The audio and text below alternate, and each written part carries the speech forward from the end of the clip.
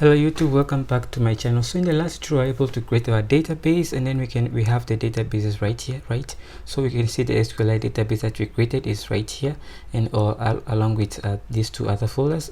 Just to worry about these two other folders and do not delete them.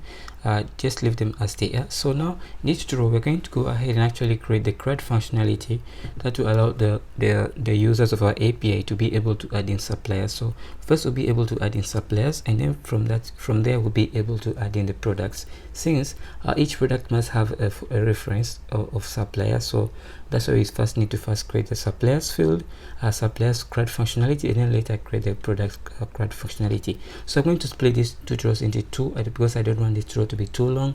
I want to keep them really short, between 10 to 15 minute videos. So I'm going to just create the CRUD functionality for the supplier in this tutorial, and in the next tutorial create the CRUD functionality for the products. So let's get started. So this is just gonna be our index, right? So we can say go to /docs for the AP, for the, let's call it API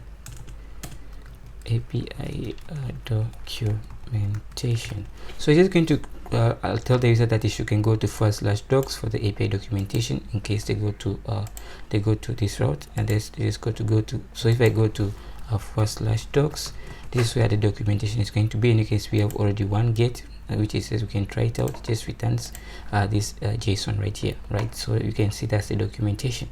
So this is how the documentation is, and this is what the documentation that Flask provide. FastAPI provides you right off the box. Do not write anything to do it. It also provides you with I think it's called real something. I think it's real docs. Let's check. Real doc. Let me see. I don't remember clearly, but yeah, I think it's real docs. So this is also another form of documentation that it provides you. But most commonly, most people use FastAPI, and that's what I'm comfortable using. So yeah, choose what you want. Choose the one you want to use. So I'm just going to use the one, the default one, which is the most common one, right? Okay, so now that we have that and we have introduced you to the documentation, let's go ahead and actually begin to create our route. So let's go ahead and actually create a route for you to make a post request to actually create a user. So a supplier. So I'm going to say app.posts, and then in here I'm going to provide in a URL, and I'm going to call it supplier. So I'm going to call it supplier, and then I'm going to call it I'm going to give it a function name, and I'm going to give it a function called add supplier. So in here I'm going to take in a certain information. I'm going to take in the supplier's info. So I'm going to call it supplier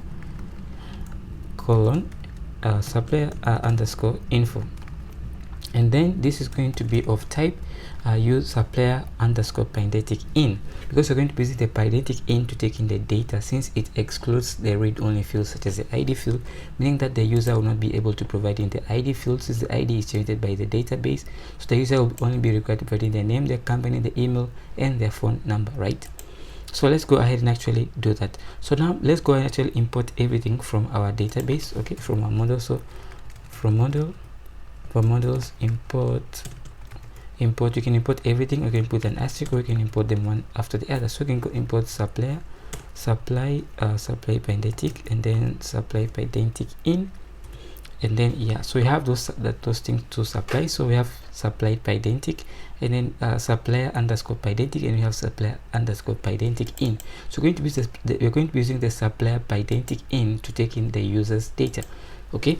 And then we're going to take the user's data. We're going to create a supplier object. So we're going to create supplier underscore obj, and this is going to be await. So we're going to use async and await function in Python. So if this is one of the advantages of FastAPI, that's why it's faster than Flask and Django, because it uses async and await, and along with other functionality. So you have to say async if you know not how to do async function in Python. This is how you do an async. So now that we have async, we can do await.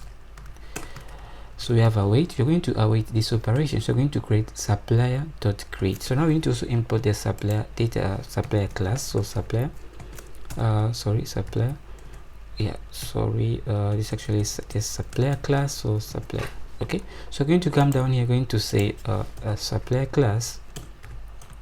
Let me sure I get the casing right. So supplier dot create. So we're going to create an instance of this of the data that you're going to pass in. You're going to create an instance of it. So you're going to use the spread operator. You're going to say supplier info, which is what you've taken in here, and you're going to pass with supplier info dot dict. You're going to write to a dictionary, and then you're going to say exclude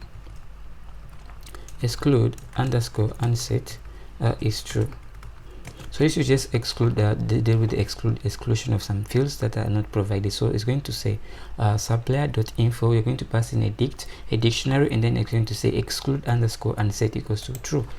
Now that we have that, you're going to go ahead and generate a response. So this is going to add the supplier to our database, and then it's going to return to us a database object. So now that we have that object, we can create a response. So I'm also going to use await here. Await is going to say supplier Pydantic, not in this time it's just supplier Pydantic, and then I'm going to say dot from ORM from Tortoise underscore ORM.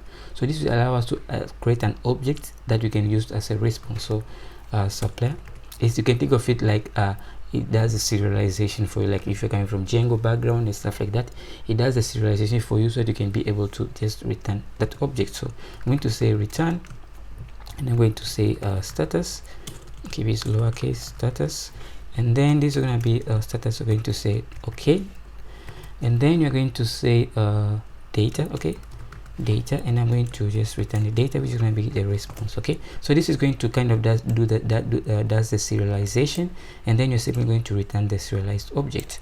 So you're creating simply storing the object in the database, and then it's going to return to us an instance of it. You're using an instance of it to serialize that data, and then you're simply going to return it. So let's go to our database right now, check if our server is running. It is. You can go back to our front end. If your server is not running, you can start it by, let me just end it. You can just say that uvcon and then app : app, and then dash hyphen reload. So this is the name of the file in which you're running your Python application, and then this is the name, the instance of the Flask app. Okay, I mean the FastAPI app. So you can just press enter. I got an error, so it says that uvcon. Okay, I made an error. uvcon, just like that, and then press enter. Now the development server is running. So if I refresh this, you can see we have another route here called add suppliers, and I can go ahead and actually add a new supplier, and I can go ahead and try. So I need to provide in a name of a supplier, and I can say let's say supplier, let's call this supplier John, should I get the spelling right? John Doe. Okay, it's actually an so John Doe, and then the company is let's say John Limited, and then the email is John at gmail, let's call it gmail.com or something, anything. And then the phone number, you can provide in any number, just any random value here. Okay, and then I can go ahead and actually execute. So this is gonna go execute that, and you can see we have a status code of 200, and it's going to return that to us. So this is now in our database.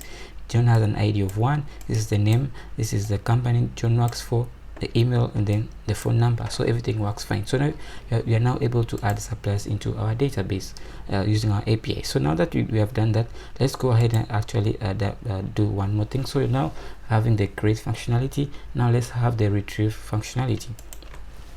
So I'm going to design this database, I'm going to design this API just to give you a whole overview of how an API works, not necessarily for only our front end. Okay, so I'm going to go app.get. We're going to have another get request, and in this get request, I'm going to say I'm going to give it a route again called supplier, just to keep to be consistent. So supplier, what this route is going to do is we're going to also have an async and await. So async and await, because you're going to use an async function here because you're going to await on a database. Okay, so you're going to get all underscore suppliers. So this get all suppliers. So get all suppliers is going to return to a list of all the suppliers within our database. So we need to we say response. We're going to get a response. This is going to be supplier. We're going to await this. So we're going to await. So we're going to await supplier. Supplier Pydantic dot from query. So we're going to type it. So supplier Pydantic dot from query, query set, and then in here we're going to say the supplier class, right? The supplier class dot all. So the supplier class dot all is going to return to us all those objects. So it's going to return to us all the suppliers within our database. You're going to use the supplier pydantic dot from query to serialize it, and now you're going to send a response. So I'm just going to copy this part and then copy this and then paste it in here. That's all we need to do. So now if I go back to our API, right? So I'm going to refresh this. You can see we have another route here called get all suppliers. So if I try this out and then I try this, it's going to return to us all the suppliers. So now we have only one supplier in there. So if you add in another supplier using the post, let's try to add in another supplier. Let's call it Jane. This is Jane Doe, and then the company is Jane Limited, and then the email is going to be jane@gmail.com, and then the phone number is going to be providing any random numbers here, and then I'm going to go ahead and execute that. So this is going to be executed, and you get back a 200 status code and the details of that specific supplier. So I'm going to minimize this, go back to get, execute this. Now we can see we have all back. We have the two suppliers in there, John Doe and Jane Doe. Okay, so great. So now that we have that everything working, let's go ahead and actually write another route that is going to deal with to getting a specific supplier. So we're going to say app at app.get. Again, this is going to be a get, and then you're going to say supplier. Now for us to be able to get a specific supplier, we need to uniquely identify this supplier, and the way we uniquely identify this supplier is by using the ID fields, right? That's why we have ID fields within there, and they're the primary keys, and the primary keys are unique to each individual entity within our database, right? So now let's go ahead and actually get the user. We need to get the ID from the user on which supplier he wants. So we need to say supplier underscore ID. So this is how you specify dynamic values within your route. So it will be /1 that will return the supplier with an ID of 1, supply /2 return the ID the supplier with an ID of 2, supplier /3 with an ID of 3, so that the ID changes. So this is how you specify dynamic values in FastAPI. So now that we have that, let's go ahead and actually write the functionality for that. So I'm going to use also an async function. Async, I got the spelling wrong. Async, and then def get underscore specific underscore supplier.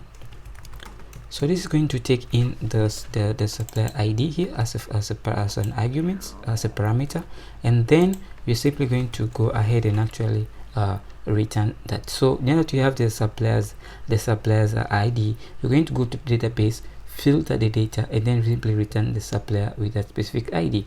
So what you're going to do is you're going to say await, right? You're going to await this process and then get this specific supplier and then simply return it. So I'm going to go response equals to await, and then for await, what we're simply going to do is we're going to say await, and we're going to say supplier, right? We're going to get that supplier.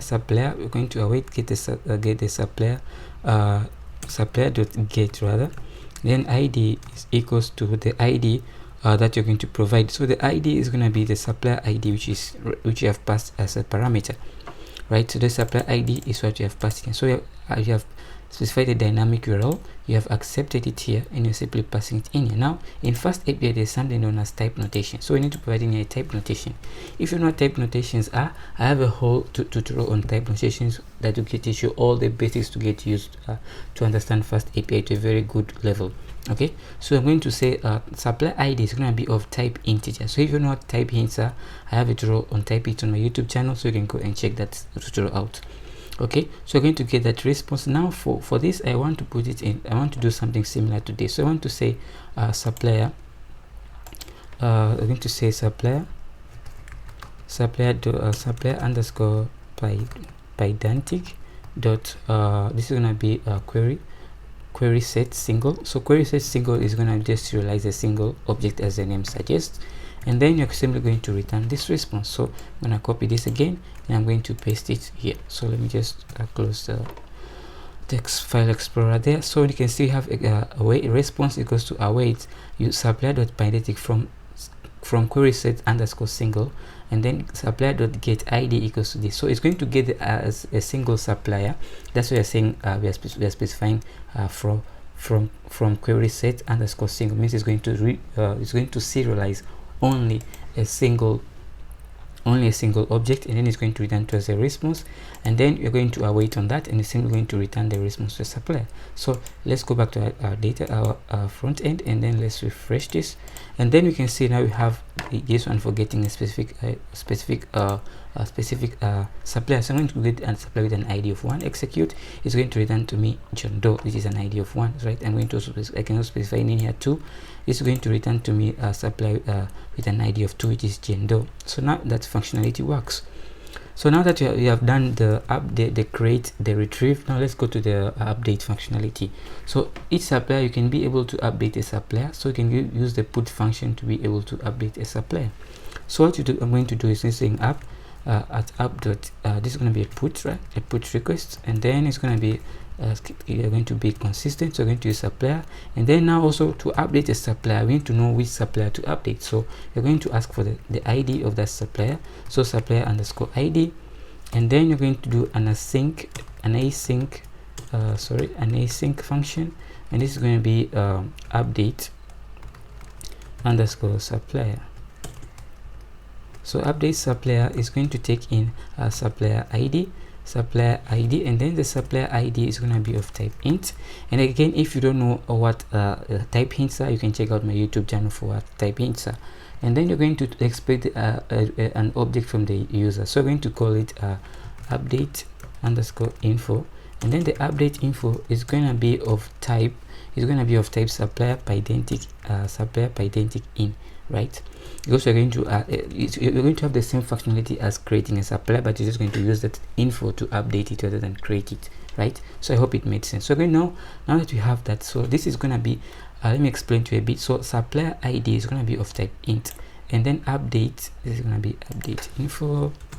Update info is going to be of type supplier underscore pydantic in. If you don't know type hints, again, I have a whole series on a whole tutorial on type hints.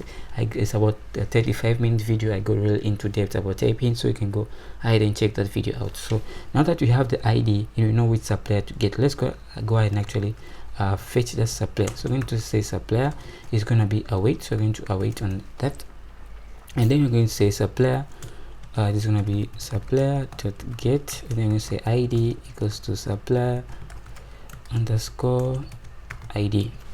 So we're going to get the supplier ID. So now if you have the supplier's ID, let's go ahead and actually update the new supplier. So first of all, we need to call this a new let's call it update info. It's going to be update info dot dictionary. We're going to go to a dictionary, and then you're going to say exclude you're going to exclude underscore unset. Exclude unset, and this is going to be set to true. So you're going to be excluding the unset, and then you're going to say supplier, the supplier that we got dot name, and the name of the supplier is going to be update info dot name, and then supplier dot company is going to be update info dot company, and then we're going to also continue with this. We're going to repeat the same process. I'm just going to copy this and paste it a couple of times so we can save on time. So paste it, and then this is not going to be it can be the phone number, and then it's going to be update info, it's going to be phone, and then paste it one more time, and then it's going to be the email, and then this is going to be the email as well. So yeah, so we have the name, you have update the name, the company, the email, and then the phone number. And then what you're simply going to do is we're simply going to go ahead and actually try to save this. So we can do await, sorry, it's going to be await, and you're simply going to await supplier dot save. Going to save that, and then you're going to return a response, and then the response is going to be supplier. We're going to serialize that supplier and then dot from Tortoise ORM. This is going to be from Tortoise ORM, and then you're going to pass in the supplier that we have. So now that we have that, let's go ahead and actually return a response. Okay, so I'm just gonna come up here, copy this, right? Copy this, copy this, and then paste it here. Okay, so we have that response. So we're going to go ahead and get the ID of the supplier, and then the supplier's info, the new info to update our database with. You're going to filter based on the ID provided to get the specific supplier, and then convert the info of the supplier into a dictionary, and then you're going to say supplier.name equals to the update info.name, supplier.company equals to update info.company, email, and then for phone, and then you're going to save it here, and then you're going to return get the serialize the object, serialize the supplier, and then return it as a response. So save that, check if our database is running. It is. So go back, refresh this. So I'm going to minimize this, and then update supplier info. I can hit try, and I can say the ID of with the one with an ID of 1, and then I'm still going to hit execute, and let's see what we got. We got back an error. So let's see what we got. Has no attribute dictionary, has no attribute name. Okay, so this actually is supposed to be using the the square notation, rather. I don't know what it's called. I think it's called the square notation. So my bad, I forgot that. I should have used the get in anyways, but yeah, let's just go with this. It's not bad. So let's repeat the same for all of these other fields.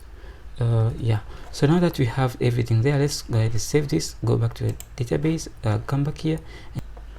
Yeah guys, so the reason for the error was that I forgot to await this process, right? So await, I had to just refer back to my old code to check that I made an error called await. So in here I have to await this for this to be done. So once I have awaited it, it's going to return to me that is serialized object, and I'm simply going to return it back to the user. So let's go ahead and actually try to update again. So I'm going to update the ID, the person, the ID of 1 is John.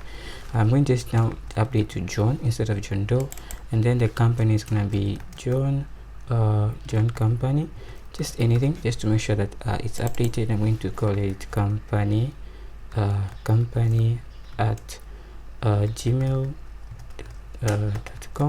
and then for the phone number, I can gonna type in just any random values, and then I'm going to go hit execute, and then this is going to execute, and it's going to turn to as a 200 error, and it shows that everything has been updated. So the only error that I did is just this await. So whenever you're using async and await, it's very tricky, and always remember the await. Okay, so if you're working with Pydantic models, you have to use await. When you're working with the database, you have to also use await. So it's a bit tricky, and I always have that error, so make sure that you don't have that error. Okay, so now that our updates functionality is working, let's go ahead and actually write the function to delete the users, I mean the supplier. So app dot delete, we're going to have a delete. You're going to say supplier underscore now we also need to have the supplier ID, so we need to also have specify the supplier underscore ID, and then the supplier ID is gonna be just as an async function. So async, and then def delete underscore, this is going to be delete supplier. So delete supplier is going to delete that supplier. So we're going to take supplier ID, and so supplier ID is going to be of type int. Okay, so we're just going to delete the supplier. So now to delete the supplier, first of all, what we need to do is just to get the supplier and then delete it. Okay, and then we return status of okay to the user. So to do that, I'm still going to do await. Make sure I use await. So I'm going to use await supplier dot get. I'm going to supply ID equals to supplier, so the supplier ID, right? Supplier underscore ID, and then dot delete. So this is going to delete it, and you're going to return a response, and you're going to just copy this. The response is just going to be copy paste this, and then the response is just going to be a status of okay. Since you have deleted the data, we don't have anything to send to the user. So you just have to return a status of okay to ensure to tell the user that you have deleted the specific supplier. Okay, so I'm going to go back here, try to refresh this, and then everything is working. So minimize this, and you can see one for delete. I'm going to try to delete the one with an ID of 1, which is John Doe, try executing this. We got back a 20 status of okay. We make sure which indicates that the user has been updated. So if I go back to get all suppliers and I try to try this out and then execute this, we can see we have only one supplier within our database, which is chain 2. So now our CRUD functionality for the supplier also already works. Now what we need to do in the next tutorial, we're going to create a CRUD functionality for the products, and then we'll go ahead and actually do some things like the email and then the calls, and then we'll go into the front end. So guys, thanks for watching. Again, this is a full stack application using FastAPI and React as a front end. So if you guys are liking this tutorial so far, give this video a thumbs up and subscribe to my YouTube channel for more videos like this. So thanks for watching. See you in the next one. Keep safe.